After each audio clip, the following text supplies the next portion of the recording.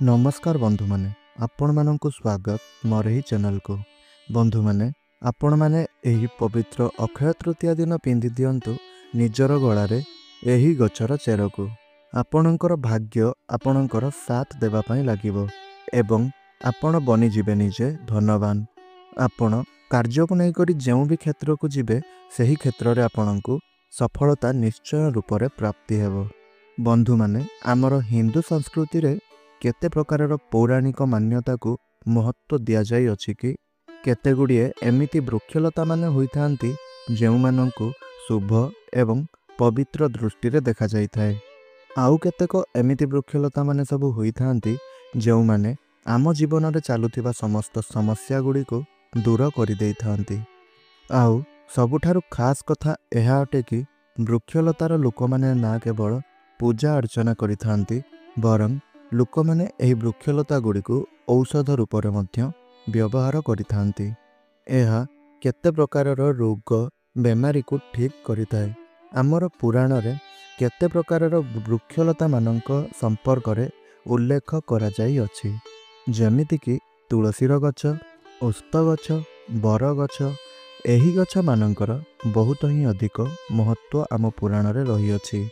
बंधु माने आपण माने देखिथिबे जे अनेक लोक माने ओस्त गछर पूजा करिथांती।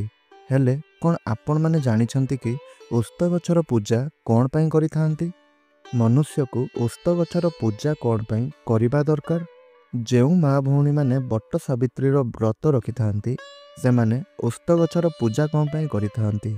काहेकि ना वृक्षलता मानकरे किछि एपरि अलौकिक चमत्कारी शक्ति गुड़िक सब रही थाए जार प्रभाव रे आपणको बहुत कम समय रे भल प्रभाव देखिबा पई मिली थाए। तो बंधु माने आजिर एही वीडियो रे आपण एक चेर संपर्क रे जानिबा पई पाइबे जेउ चेर को आपण एही पवित्र अक्षय तृतीया दिन ताबिज रे भरी करी पिंधि नेबे। एहा परे आपण निजे ही देखिबे जे खूब शीघ्र आपणक भाग्यर ताला खुली जिवो। ताहा पूर्वरु आपण माननकु गोटिए अनुरोध, आपण माने एही वीडियोटी को गोटिए लाइक करंतु एवं तले आसुथिबा कमेंट बॉक्स रे जय माता लक्ष्मी निश्चय रूप रे लिखि दियंतु। आउ चैनल टी रे नुआ थिले चैनल टी को सब्सक्राइब मध्य निश्चय रूप रे करि दियंतु। बंधु माने देखंतु ए जो अक्षय तृतीयार समय होइथाए एही अक्षय तृतीया समय रे माता लक्ष्मींकर आशीर्वाद प्राप्त करिवार एवं माता लक्ष्मींक सहित भगवान श्रीहरि विष्णुंकर आशीर्वाद प्राप्त करिवार एक भल समय होइथाए। जेउ भी व्यक्ति सिद्धि प्राप्त करिबा पई चाहुछंती, शुभ एवं लाभ को प्राप्ति करिबा पई चाहुछंती, धन धान्यर पाइबार कामना थाउ एवं तांको जीवन रे से समृद्धि पाइबा पई चाहुछंती, आरोग्यर प्राप्ति करिबा पई चाहुथांती, जदि आपण चाहुथांती आपणकर भाग्यरु दुर्भाग्य दूर होई जाउ बोली एवं आपणको सौभाग्यर बा भल भाग्यर प्राप्ति हेउ, मान सम्मान आपणको प्राप्ति हेउ, ताहेले आपण आजिर एही वीडियोटी को शेष पर्यंत निश्चय रूप रे देखंतु। आजिर एही वीडियो रे मु आपणको अक्षय तृतीया दिन धारण करा जाउतबा 5 गोटी चेर संपर्क रे कहिबी। आपण एही 5टी चेर मध्यरु कौनसी गोटिए चेर को अवश्य रूप रे धारण करिवे आउ देखिबे आपणकर समस्त मनोस्कामना गुड़िक पूरण होई जिवो। वृक्षलता मध्यरे बहुत बेसी चमत्कारी शक्ति सबु रही थाए। आपण माने मानंतु अथवा न मानंतु आमे माने आमर जीवन काल मध्यरे वृक्षलता को प्रयोग करी केते सबु कठिन रु कठिन असुविधा गुड़ी को दूर करि थाउ। सेही कारणरु एही जो वृक्षलता माने होई थांती केउंठी ना केउंठी धार्मिक दृष्टिकोणरु आध्यात्मिक दृष्टिकोणरु आमको फायदा पहुंचाई थांती। तो बंधु माने सर्वप्रथमे तो आपण एही मकर संक्रांति दिन एही वृक्षलता गुड़िकर चेर को आपण नहीं आसंतु एवं एहा परे आपण पूजा करी आपण एहा को धारण करि परिबे। सेही समस्त जिनिस गुड़िक आपण को प्राप्ति हेबो जेउ जिनिस गुड़िक आपण प्राप्ति करिबा पई मन रे चाहुछंती। तो बंधु माने एबे आसंतु जानिबा आमे अक्षय तृतीया दिन केउ वृक्षर चेर गुड़ी को आनी आमे धारण करिबा आवश्यक। तो बंधु माने सही चेर गुड़िक मध्यरु सर्वप्रथम चेरटी होउछि बंधु माने जदि ଆପଣଙ୍କର ଘର ପାଖରେ ଚମେଲିର ଗଛ ଥାଏ, ତାହା ହେଲେ ଆପଣ ସେହି ଚମେଲି ଗଛର ଚେରକୁ ଉପାଡ଼ି ଆଣନ୍ତୁ।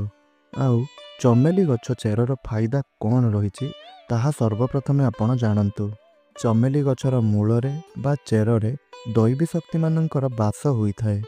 ଆପଣ ତ ଏହା ନିଶ୍ଚୟ ରୂପରେ ଦେଖିଥିବେ ଯେ ଚମେଲିର ଯେଉଁ ତେଲ ରହିଥାଏ ତାହା ପ୍ରଭୁ ଶ୍ରୀ ହନୁମାନ ମହାରାଜାଙ୍କୁ ସମର୍ପିତ ହୋଇଥାଏ। ଆଉ ଏଥିରେ ହନୁମାନ ମହାରାଜାଙ୍କର ଦୈବୀ ଶକ୍ତିମାନ ସବୁ ରହିଥାଏ।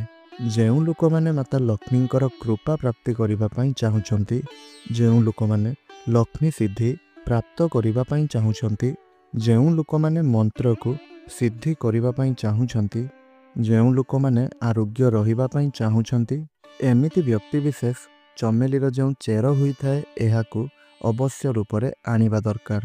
ଚମେଲିର ଯେଉଁ ଚେର ହୋଇଥାଏ ଏହାକୁ ଆପଣ ଅକ୍ଷୟ ତୃତୀୟ ଦିନ ନିଶ୍ଚୟ ରୂପରେ ନେଇ ଆସନ୍ତୁ। ଏହାକୁ ଆପଣ ପୂଜା କରି ଏହାକୁ ଆପଣ ଚାନ୍ଦିର ତାବିଜରେ ପୁରାଇ କିମ୍ବା ତମ୍ବାର ତାବିଜ ଭିତରେ ଆପଣ ଏହାକୁ ପୁରାଇ ଏହି ଚେରକୁ ଆପଣ ଧାରଣ କରିନିଅନ୍ତୁ। ଆପଣ ଅକ୍ଷୟ ତୃତୀୟ ଦିନ ଏହାକୁ ଧାରଣ କରିନିଅନ୍ତୁ। ତ ଏହାଦ୍ୱାରା ଆପଣଙ୍କୁ ଦୈବୀ ଶକ୍ତିମାନଙ୍କର ଆଶୀର୍ବାଦ ପ୍ରାପ୍ତ ହୋଇଥାଏ। ଏହାଦ୍ୱାରା ଆପଣଙ୍କୁ ଅଲୌକିକ ଶକ୍ତିର ପ୍ରାପ୍ତି ହୋଇଥାଏ। ପ୍ରଭୁ ହନୁମାନ ମହାରାଜଙ୍କର କୃପା ଆପଣଙ୍କ ଉପରେ ବର୍ଷା ହୋଇଥାଏ। ସର୍ବଦା ଆପଣ ନିରୋଗ ରହିଥାନ୍ତି। ତ ବନ୍ଧୁମାନେ, ଏହା ତ ଗଲା ପ୍ରଥମ ଚେର ସମ୍ପର୍କରେ। ଦ୍ୱିତୀୟ ଚେରଟି ହେଉଛି ଅପମାର୍ଗ ଗଛର ଚେର। ଆପଣମାନଙ୍କୁ ତ ମୁଁ ଆଗରୁ ବହୁତ ଭିଡ଼ିଓରୁ ଅପମାର୍ଗ ଗଛର ଫାଇଦା ଏବଂ ତା'ର ଚେର ସମ୍ପର୍କରେ ବତାଇ ରଖିଛି। ତ ଯଦି ଆପଣମାନେ ଜାଣିନାହାନ୍ତି ତାହେଲେ ଆପଣମାନେ ଜାଣନ୍ତୁ, ଆଉ ଯଦି ଜାଣିଛନ୍ତି ତାହେଲେ ଆପଣ ଭିଡ଼ିଓଟିକୁ ଟିକେ ଆଗକୁ ସ୍କିପ୍ କରିପାରିବେ। ବନ୍ଧୁମାନେ, ଏହି ଅପମାର୍ଗ ଗଛକୁ କେତେକ ସ୍ଥାନରେ ଗୁଗୁଚିଆ ନାମରେ ମଧ୍ୟ ଜଣାଯାଇଥାଏ। ଆପଣଙ୍କ ଏରିଆରେ ଏହି ଗଛଟିକୁ କେଉଁ ନାମରେ ଜଣାଯାଏ ତାହା ତ ଆପଣ ଟିକେ କମେଣ୍ଟ ମାଧ୍ୟମରେ ଜଣାଇବେ। ଏହି ଗଛକୁ ଅପମାର୍ଗ କ'ଣ ପାଇଁ କୁହାଯାଇଥାଏ ତାହା ଜାଣନ୍ତୁ। ଏହି ଗଛଟିର ନାମ ଏଥିପାଇଁ ଅପମାର୍ଗ ହୋଇଥାଏ ଯେ ଏହି ଗଛଟିର ବୀଜ ଗୁଡ଼ିକ ବା ମଞ୍ଜି ଗୁଡ଼ିକ ସବୁ ଗଛ ତୁଳନାରେ ଏହାର ଉଲଟା ରହିଥାନ୍ତି। ଏହି କାରଣରୁ ଏହି ଗଛର ନାମ ଅପମାର୍ଗ ହୋଇଅଛି, ଅର୍ଥାତ୍ ଏହା ଦୁନିଆ ଠାରୁ ଉଲଟା ଚାଲିଥାଏ। ଏହି ଅପମାର୍ଗ ଗଛର ସନ୍ଥ ମହାତ୍ମା ଲୋକମାନେ ସବୁଠାରୁ ଅଧିକ ପ୍ରୟୋଗ କରୁଥିଲେ। ଅପମାର୍ଗ ଯେଉଁ ହୋଇଥାଏ ଏହି ଗଛର ବୀଜର କ୍ଷୀରି ବନାଇ କରି ଖାଇବା ଦ୍ୱାରା ଅଥବା ଏହି ଗଛ ମଞ୍ଜିର କ୍ଷୀରି ପ୍ରସ୍ତୁତ କରି ଖାଇବା ଦ୍ୱାରା ଭୋକ ଶୋଷ ଆପଣଙ୍କର ନିୟନ୍ତ୍ରଣରେ ରହିଥାଏ। ଏହି କାରଣରୁ ସନ୍ଥ ମହାତ୍ମାମାନେ ଏହି ଅପମାର୍ଗ ଗଛ ମଞ୍ଜିର ବ୍ୟବହାର ଅଧିକ କରୁଥିଲେ। କାହିଁକିନା ଯେତେବେଳେ ସେମାନେ ତପସ୍ୟାରେ ଲୀନ ରହୁଥିଲେ ସେତେବେଳେ ଏହି ଗଛର ବୀଜକୁ ବା ମଞ୍ଜିକୁ ସେମାନେ ସେବନ କରୁଥିଲେ ବା କ୍ଷୀରି ପ୍ରସ୍ତୁତ କରି ଖାଉଥିଲେ। ଆଉ ଯେଉଁ କାରଣରୁ ସେମାନେ ଅଧିକ ସମୟ ପର୍ଯ୍ୟନ୍ତ ସାଧନା କରୁଥିଲେ। ତ ବନ୍ଧୁମାନେ, ଏହି ଗଛର ଚେରକୁ ଆପଣ କେବେ ପିନ୍ଧିବା ଦରକାର, କେଉଁ ଉପାୟରେ ଧାରଣ କରିବା ଦରକାର? ତ ବନ୍ଧୁମାନେ, କ'ଣ କରିବେ ନା ଆପଣ ଏହାକୁ ଅକ୍ଷୟ ତୃତୀୟା ଦିନ ଧାରଣ କରିପାରିବେ। ଏହାକୁ ଆପଣ ଧାରଣ କରିବା ପରେ ଏହି ଗଛର ଚେର ଆପଣଙ୍କର ଶତ୍ରୁମାନଙ୍କର ଶକ୍ତିକୁ ହ୍ରାସ କରିଥାଏ ଏବଂ ସେମାନଙ୍କର ନାଶ କରିଥାଏ। ଆଉ ଏକ ଖାସ୍ କଥା, ଯେଉଁ ବି ଲୋକମାନେ ବଶୀକରଣ ପ୍ରାପ୍ତ କରିବା ପାଇଁ ଚାହୁଁଛନ୍ତି, ଯେଉଁ ଲୋକମାନେ ଆକର୍ଷଣର କ୍ଷମତା ବଢ଼ାଇବା ପାଇଁ ଚାହୁଁଛନ୍ତି ବା ଯେଉଁ ଲୋକମାନେ ଚାହୁଁଛନ୍ତି ସେମାନଙ୍କୁ ଦେଖିକରି ଲୋକମାନେ ସମ୍ମୋହିତ ହୋଇଯାଆନ୍ତୁ ଆଉ କେବଳ ତାଙ୍କର ହିଁ କଥା ମାନନ୍ତୁ, ତ ଏହିଭଳି ବ୍ୟକ୍ତିବିଶେଷ ଅପମାର୍ଗ ଗଛର ଚେରର ନିଶ୍ଚୟ ରୂପରେ ଧାରଣ କରନ୍ତୁ। ଏହାର ଚେରକୁ ଆପଣ ଧାରଣ କରିବା ପରେ ଆପଣଙ୍କର ଆଧ୍ୟାତ୍ମିକ ଉନ୍ନତି ହୋଇଥାଏ ଏବଂ ଆପଣଙ୍କ ଭାଗ୍ୟର ତାଲା ଖୋଲି ଯାଇଥାଏ। ଆପଣ ଯେଉଁ ବି ସ୍ଥାନକୁ ଯାଆନ୍ତୁ ନା କାହିଁକି ଲୋକମାନେ ଆପଣଙ୍କୁ ଦେଖିକରି ଆକର୍ଷଣ କ୍ଷମତା ବା ଆପଣଙ୍କ ପ୍ରତି ଆକର୍ଷଣ ହେବେ। ତେବେ ଏହାକୁ ଆପଣ ଅବଶ୍ୟ ରୂପରେ ଧାରଣ କରନ୍ତୁ। ଏହି ଗଛର ଚେରକୁ ଆପଣ ଧାରଣ କରିବା ପରେ ଯେଉଁ ନବଗ୍ରହଙ୍କର ପୀଡ଼ା ହୋଇଥାଏ ତାହା ଆପଣଙ୍କ କୁଣ୍ଡଳୀରୁ ତତ୍କାଳ ଦୂର ହୋଇଯାଇଥାଏ। ଆଉ ହଁ, ଏହାକୁ ଆପଣ କିପରି ପିନ୍ଧିବେ, ଯେଉଁପରି ଉପାୟରେ ମୁଁ ଆପଣଙ୍କୁ ପ୍ରଥମ ଚେରଟି ଧାରଣ କରିବା ପାଇଁ କହିଲି, ଠିକ୍ ସେହିପରି ଉପାୟରେ ସେହି ତାବିଜରେ ଆପଣ ଚାହିଁଲେ ସେ ଚେର ପରିବର୍ତ୍ତେ ଆପଣ ଏହି ଚେରକୁ ଧାରଣ କରିପାରିବେ। ଆଉ ହଁ, ଯେଉଁ ବି ଚେର ଧାରଣ କରୁଛନ୍ତି ଗୋଟିଏ ଚେର ହିଁ ଧାରଣ କରିବେ। ଆଉ ଏହି ଅପମାର୍ଗ ଗଛର ଚେରକୁ ଧାରଣ କରିବା ପରେ ଆପଣଙ୍କର ଯେପରିକି ଶନି ପୀଡ଼ା, ରାହୁ କେତୁ ଦଶା ଏହିସବୁ କିଛି ଆପଣଙ୍କର ଦୂର ହୋଇଯିବ। ତ ବନ୍ଧୁମାନେ, ଏହା ତ ଗଲା ଦ୍ୱିତୀୟ ଗଛର ଚେର ସମ୍ପର୍କରେ। ଏବେ ଆସନ୍ତୁ ଜାଣିବା ତୃତୀୟ ଚେର ସମ୍ପର୍କରେ। ତ ତୃତୀୟ ଚେରଟି ହେଉଛି, ବା ଏହାକୁ ଆପଣ ଜଟା ମଧ୍ୟ କହିପାରିବେ, ତ ତାହା ହେଉଛି ବରଗଛର ଜଟା।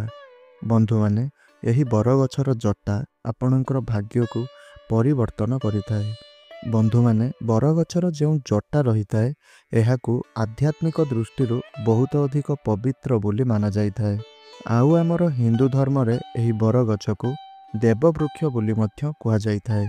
ଦେବବୃକ୍ଷ କ'ଣ ପାଇଁ କୁହାଯାଇଥାଏ ନା, ବଟ ସାବିତ୍ରୀ ଦିନ ଆପଣମାନେ ନିଶ୍ଚୟ ରୂପରେ ଦେଖିଥିବେ ଯେ ମା ଭଉଣୀମାନେ ଏହି ବରଗଛର ପୂଜା କରିଥାନ୍ତି। ଏହି ଯେଉଁ ବରଗଛଟି ହୋଇଥାଏ ସେହି ବରଗଛରେ ସମସ୍ତ ଦେବୀ ଦେବତାମାନଙ୍କର ସମ୍ମୋହିତ ବା ସବୁ ଦେବୀ ଦେବତାମାନଙ୍କର ମିଳିତ ଶକ୍ତି ସେହି ବରଗଛଟିରେ ରହିଥାଏ। ଆଉ ବରଗଛରେ ପିତୃପୁରୁଷମାନଙ୍କର ଆତ୍ମାର ମଧ୍ୟ ନିବାସ ହୋଇଥାଏ। ବରଗଛକୁ ଭଗବାନ ଶଙ୍କରଙ୍କର ସ୍ୱରୂପ ବୋଲି ମଧ୍ୟ ମାନାଯାଇଥାଏ। ତେବେ ଯଦି ଆପଣ ଆପଣଙ୍କର ଭାଗ୍ୟକୁ ଚମକାଇବା ପାଇଁ ଚାହୁଁଛନ୍ତି, ଆପଣ ନିଜର ଆଧ୍ୟାତ୍ମିକ ଉନ୍ନତି କରିବା ପାଇଁ ଚାହୁଁଛନ୍ତି, ତାହେଲେ ଆପଣ ଅକ୍ଷୟ ତୃତୀୟା ଦିନ ଆପଣ ନିଜର ଘରକୁ ଏକ ଛୋଟ ଖଣ୍ଡ ବରଗଛର ଜଟାଟିଏ ନେଇ ଆସନ୍ତୁ। ଆଣିବା ପରେ ସେହି ଜଟାଟିକୁ ଆପଣ ତାବିଜରେ ପୂରାଇ କରି ଅବଶ୍ୟ ରୂପରେ ଧାରଣ କରିବେ। ଆଉ ହଁ, ଆପଣ ଧାରଣ କରିବା ପୂର୍ବରୁ ସେହି ଜଟାଟିକୁ ଗଙ୍ଗା ଜଳରେ ଭଲ ଭାବରେ ଧୋଇ କରି ତାକୁ ଆପଣଙ୍କର ପୂଜା ଘରେ ଭଗବାନଙ୍କ ସମ୍ମୁଖରେ ଆପଣ ପୂଜା କରି ତାପରେ ଯାଇ ତାକୁ ତାବିଜରେ ଭର୍ତ୍ତି କରି ଧାରଣ କରିବେ। ଆଉ ଏହି ବରଗଛର ଜଟାକୁ ଆପଣ ଧାରଣ କରିବା ପରେ ଆପଣଙ୍କୁ ଅନେକ ପ୍ରକାରର ଫାଇଦା ଗୁଡ଼ିକ ସବୁ ମିଳିଥାଏ। ତ ବନ୍ଧୁମାନେ, ଚତୁର୍ଥ ଚେରଟି ହେଉଛି ଧଳା ଅରଖ ଗଛର ଚେର। ବନ୍ଧୁମାନେ, ଆପଣମାନଙ୍କ ଏରିଆରେ ବା ଆପଣମାନେ ତ ନିଶ୍ଚୟ ରୂପରେ ଧଳା ଅରଖ ଗଛ ବହୁତ ଜାଗାରେ ଦେଖିଥିବେ। ଆଉ ଏହି ଧଳା ଅରଖ ଗଛଟିକୁ ଭଗବାନ ଶ୍ରୀ ଗଣେଶଙ୍କର ସ୍ୱରୂପ ବୋଲି ମାନାଯାଇଥାଏ। 11.5 ବର୍ଷ ତଳର ଯେଉଁ ଧଳା ଅରଖ ଗଛ ଗୁଡ଼ିକ ରହିଥାଏ, ବା ଆପଣଙ୍କ ଏରିଆରେ ଯଦି ବହୁତ ପୁରୁଣା ଅରଖ ଗଛ ଦେଖିଥିବେ, ତାହେଲେ ସେହି ଅରଖ ଗଛର ଚେର ବା ମୂଳ ତାହା ଭଗବାନ ଶ୍ରୀ ଗଣେଶଙ୍କର ସୁନ୍ଦର ଆକୃତି ଧାରଣ କରି ନେଇଥାଏ। ଭଗବାନ ଶ୍ରୀ ଗଣେଶଙ୍କୁ ରିଦ୍ଧି ସିଦ୍ଧି ଶୁଭ ଲାଭର ସ୍ୱାମୀ ବୋଲି କୁହାଯାଇଥାଏ। ତାହେଲେ ଯଦି ଆପଣ ରିଦ୍ଧି ସିଦ୍ଧି ଶୁଭ ଲାଭ ଏବଂ ଧନ ବୈଭବ ପ୍ରାପ୍ତି କରିବା ପାଇଁ ଚାହୁଁଛନ୍ତି, ତ ଅରଖ ଗଛର ଚେର ଧଳା ଅରଖ ଗଛର ଚେରକୁ ଆପଣ ଏହି ଅକ୍ଷୟ ତୃତୀୟା ଦିନ ଆପଣଙ୍କର ଘରକୁ ନିଶ୍ଚୟ ରୂପରେ ନେଇ ଆସନ୍ତୁ। ଆଉ ଏହି ଗଛର ଚେରକୁ ଆପଣ ପୂଜା କରିବା ପରେ ଆପଣ ଏହି ଗଛର ଚେରକୁ ଧାରଣ କରନ୍ତୁ। ଏହାକୁ ଧାରଣ କରିବା ଦ୍ୱାରା ଆପଣଙ୍କୁ ବହୁତ ବେଶୀ ଲାଭ ପ୍ରାପ୍ତି ହୋଇଥାଏ। ଅରଖ ଗଛକୁ ଭଗବାନ ଶ୍ରୀ ଗଣେଶଙ୍କର ସ୍ୱରୂପ ବୋଲି ମଧ୍ୟ କୁହାଯାଇଥାଏ। ଏବଂ ଅରଖ ଗଛର ଚେର ଧାରଣ କରିବା ପରେ ନବଗ୍ରହମାନଙ୍କର ପୀଡ଼ା ଦୂର ହୋଇଥାଏ। ଖାସ୍ କରି ବୁଧ ଗ୍ରହଙ୍କର ପୀଡ଼ା ଦୂର ହୋଇଥାଏ। ତ ଏହା ଗଲା ଚତୁର୍ଥ ଚେର ସମ୍ପର୍କରେ। ଏବେ ଆସନ୍ତୁ ଜାଣିବା ଶେଷ ଚେର ସମ୍ପର୍କରେ। ତ ଶେଷ ଚେରଟି ହେଉଛି ଅପରାଜିତା ଗଛର ଚେର। ତ ବନ୍ଧୁମାନେ, ଆପଣ ଏହି ଅପରାଜିତା ଗଛର ଚେରକୁ କ'ଣ ପାଇଁ ଧାରଣ କରିବା ଦରକାର?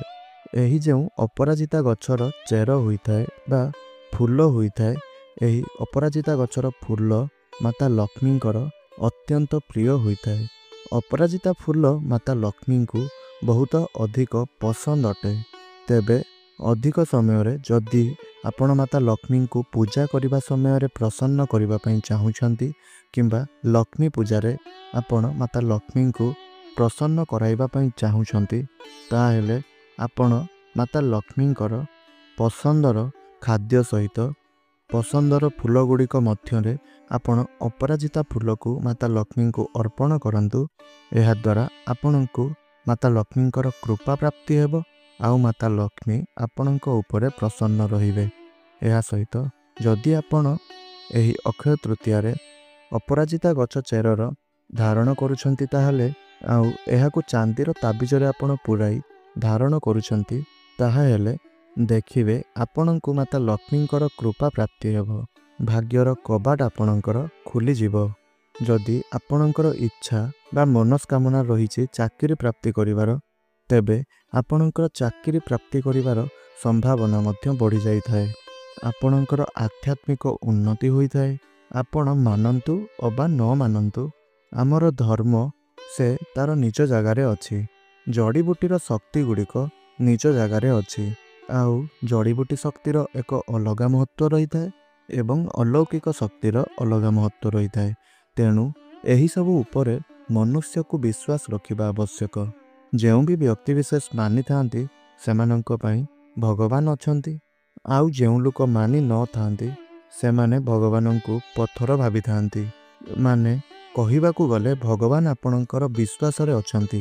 ଯଦି ଆପଣ ବିଶ୍ୱାସ କରିବେ ତାହେଲେ ଆପଣଙ୍କୁ ଭଗବାନ ନିଶ୍ଚୟ ରୂପରେ ଅନୁଭବ ହେବେ। ଆଉ ଯଦି ଆପଣ ବିଶ୍ୱାସ ନ କରିବେ ତାହେଲେ ଆପଣ ଭଗବାନଙ୍କର ଅସ୍ତିତ୍ୱକୁ ଜାଣିପାରିବେ ନାହିଁ। ତେବେ ବନ୍ଧୁମାନେ, ଆଶା କରୁଛି ଆପଣଙ୍କୁ ଭିଡ଼ିଓଟି ନିଶ୍ଚୟ ରୂପରେ ଭଲ ଲାଗିଥିବ। ତ ବନ୍ଧୁମାନେ, ଭିଡ଼ିଓଟିକୁ ଗୋଟିଏ ଲାଇକ୍ କରି ନିଅନ୍ତୁ। ଆଉ ତଳେ ଆସୁଥିବା କମେଣ୍ଟ ବକ୍ସରେ ଜୟ ମାତା ଲକ୍ଷ୍ମୀ ନିଶ୍ଚୟ ରୂପରେ ଲେଖିଦିଅନ୍ତୁ। ଚ୍ୟାନେଲଟିରେ ନୂଆ ଥିଲେ ଚ୍ୟାନେଲଟିକୁ ସବସ୍କ୍ରାଇବ୍ କରିଦିଅନ୍ତୁ। ଆଉ ଭିଡ଼ିଓଟିକୁ ଗୋଟିଏ ସେୟାର ନିଶ୍ଚୟ ରୂପରେ କରିଦିଅନ୍ତୁ। ରହୁଛି, ଧନ୍ୟବାଦ।